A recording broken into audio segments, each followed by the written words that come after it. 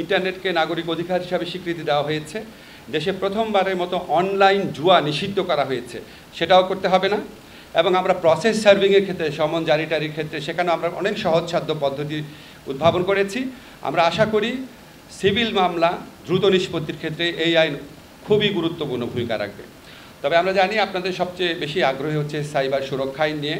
আমরা যখন আমরা দায়িত্ব গ্রহণ করি তখনই আমরা বলেছিলাম আমরা যে আগের যেটা আইন আছে সাইবার সিকিউরিটি অ্যাক্ট, সেটা আমরা বাতিল করে আমরা একটা যুগোপযোগী আইন করব। এরপর আমরা বিভিন্ন সময় ড্রাফট করেছি আমাদের যে আপনার তথ্য প্রযুক্তি বিষয়ে যে আপনার স্পেশাল অ্যাসিস্ট্যান্ট আছেন ফয়েজ, উনি অনেক কষ্ট করেছেন। তথ্য প্রযুক্তি মন্ত্রণালয়, আইন মন্ত্রণালয়, আমরা সবাই মিলে অনেক কনসালটেশন করেছি। আমার জানা মতে বাংলাদেশে কোনো আইন নিয়ে এত কনসালটেশন হয়নি। 25 বার আমরা ড্রাফট চেঞ্জ করেছি। সবশেষে আমরা এই আইনের যারা সবচেয়ে বড় সমালোচক ছিল সিভিল সোসাইটি, তাদের সাথে 3 ঘন্টা একসাথে বসে ফাইনাল করেছি, চূড়ান্ত করেছি ড্রাফটটা। আজকে এটা উপদেষ্টা পরিষদের মিটিংয়ে উঠেছিল, তারপর সেখানে একটা অ্যামেন্ডমেন্টের সাজেশন আসছে, সেটাও আমরা অ্যামেন্ড করবো বলে সিদ্ধান্ত নিয়েছি। এটাও আপনার জাস্ট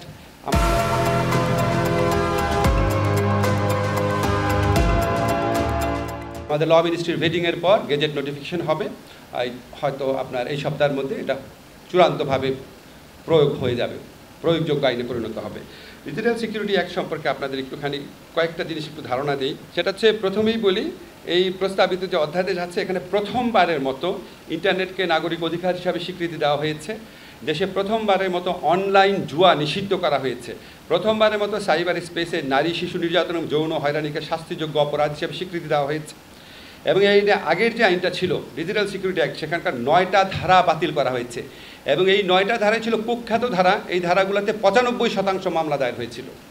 এই মামলাগুলো এখন স্বয়ংক্রিয়ভাবে বাতিল হয়ে যাবে। এছাড়া কিছু কিছু যে আর্টিকেল আছে সেগুলিকে পরিবর্তন করা হয়েছে। এবং স্পিচ অফেন্স বা কথা বলে বা মতামত প্রকাশ করে যে অপরাধ, সেখানে মাত্র 2টা অপরাধ রাখা হয়েছে। একটা হচ্ছে নারী ও শিশুর প্রতি যৌন নির্যাতনমূলক কন্টেন্ট প্রকাশ, হুমকি দেওয়া। আর একটা হচ্ছে ধর্মীয় ঘৃণা ছড়ানো, যে ঘৃণা ছড়ানোর মধ্যে দিয়ে সহিংসতাকে উস্কে দেওয়া হয়। মানে ধর্মীয় ঘৃণাও এটাকে একটা খুব কঠোরভাবে সংজ্ঞায়িত করা হয়েছে, যাতে ভুল বুঝাবুঝি না হয়, কেউ কাউকে হয়রানি করতে না পারে। ধর্মীয় উস্কানিমূলক বক্তব্য বা যে কোনো কন্টেন্ট যেটার কারণে সহিংসতা উস্কে যেতে পারে, সেটাকে শাস্তিযোগ্য অপরাধ করা হয়েছে। এছাড়া আপনার দক্ষিণ এশিয়াতে প্রথমবারের মতো এখানে আর্টিফিশিয়াল ইন্টেলিজেন্সের মাধ্যমে যদি আপনার কোনো সাইবার অপরাধ করা হয়, সেটাকে শাস্তিযোগ্য করা হয়েছে। আর ম্যাক্সিমাম আইনকে আপনার স্পিচ অফেন্সের ক্ষেত্রে বলি, আপনার যে 2টা স্পিচ অফেন্স বললাম না, যে নারী ও শিশুর প্রতি যৌন হয়রানিমূলক কন্টেন্ট প্রকাশ বা ধর্মীয় ঘৃণা এবং সহিংসতা সৃষ্টিকারী কোনো কন্টেন্ট প্রকাশ, সেটার ক্ষেত্রেও আমরা রক্ষা কবচ রেখেছি। এই ধরনের মামলাও কারো বিরুদ্ধে হলে এটা আপনার আমলি আদালতে যাবে, যেই ম্যাজিস্ট্রেট এটা কগনিজেন্সে নেন সেখানে যাবে। যাওয়ার পর 24 ঘন্টার মধ্যে উনি যদি দেখেন এই মামলায় কোনো সারবত্তা নাই, তাহলে উনি প্রি ট্রায়াল স্টেজেই মামলা বাতিল করে দিতে পারবেন। অর্থাৎ চার্জশিটের জন্য ওয়েট করতে হবে না। যদি দেখেন একদম সম্পূর্ণ ভুয়া মামলা, এই মামলার কোনো ভিত্তি নাই, উনি সাথে সাথে এটা বাতিল করে দেবেন, 24 ঘন্টার মধ্যে বাতিল করতে পারবেন।